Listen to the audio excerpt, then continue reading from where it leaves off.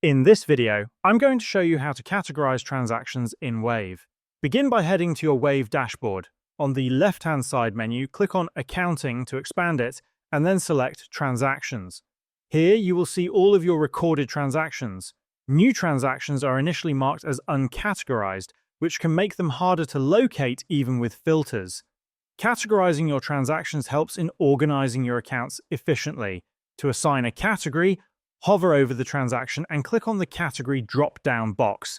A menu will appear with a range of predefined categories such as vehicle, fuel, utilities, rent expense, and more.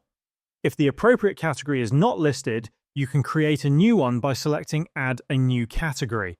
Selecting an existing category assigns it to that transaction immediately. You can also access this option from the expanded view by clicking the arrow at the end of a transaction and selecting Edit More Details, where the category box is also available. To categorize multiple transactions at once, select the checkboxes at the start of the transactions you want to modify. After selecting them, click on the pencil icon to bulk edit.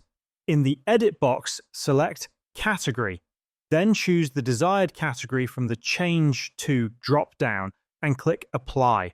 All selected transactions will now be updated with the chosen category, and this is how you can categorize transactions in Wave.